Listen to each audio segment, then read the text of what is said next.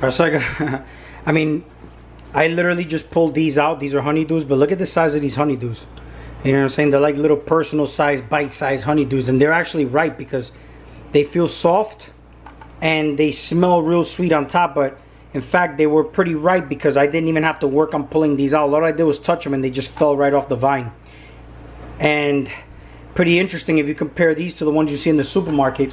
I mean, I just harvested these right now out of the 11 that I've already harvested, but I just pulled these out right now, and I gotta get those cut open and start eating them because I'm on a watermelon fast. But I'm actually going to be incorporating these also as well. And I still have a bunch of melons outside for me to pick, but what I'm going to do is cut into this and basically see what it looks like from the inside, and you could just see the beauty over here. And what I'm going to do is I'm actually going to taste and see if they are actually sweet as they are supposed to be, because you know when they're very ripe is when they get sweetened up. You can't pull these unripe and then wait till they ripen up in the on the counter. It's not going to work like that. I've also pulled out these butternut squash, which we're going to make something out of it. I'm not sure yet, but I'm going to taste this honeydew right now. Oh man, let me tell you something. I wish I can give you all a taste of what this tastes like, but man, you look how soft they are. Look how soft they are. I mean, these are sweet and they are so beautiful, and this is the best way to eat these. They're the healthiest this way. I mean, you could be diabetic or whatever, and these are just basically God's, nature's food. This is the food of the gods. You know what I'm saying? And I'm eating like a god because that's what I am, a god. And I'm going to tell you right now, I mean, I can't explain to you or describe to you just how beautiful these taste. Now, look how abundant nature is too. I don't know how people could be hungry or any food shortage or whatnot.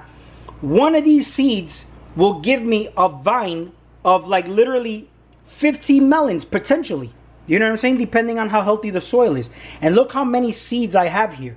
Now these are very ripe, so all these seeds right here are actually extremely fertile, but they're actually very nutritious. I never used any fertilizers or synthetic fertilizers or chemicals like pesticides or anything like that. In fact, the fertilizer basically I compost, so I've basically given all the nutrients from compost with organic matter on top, which created that mycelium network. So it was basically a symbiotic relationship between that mycelium network underground to what the sun was giving to that mycelium network underneath. But in turn, it was also sending all those sugars and all that beautiful nutrition into God's food, which is this. And look at this. This is a personal size. I can finish this in one meal.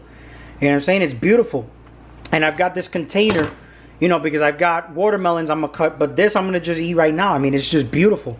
Look, and I've got a bunch of melons outside still. They're just not ripe yet, but these happen to be the only ones that are ripe. So walking the garden, you know, walking through all the vines, none of my cantaloupes are ripe yet, but they are getting there. I mean, they're starting to turn to that yellow color. And I mean, I can't describe or explain to you the pleasure I get out of doing this. Like, this is just something phenomenal, you know. The fact that I can just pull this freshly out of the vine and eat it and, you know, enjoy the fruits of my labor. So, I'm going to basically let you guys know when I get more of the cantaloupes pulled out. But I count maybe about 20 honeydews outside and a few cantaloupes. I think maybe like 15 of those. And watermelons, I mean, I still got about 15 outside. They're just not ready. And I still got little baby ones still coming out to this day.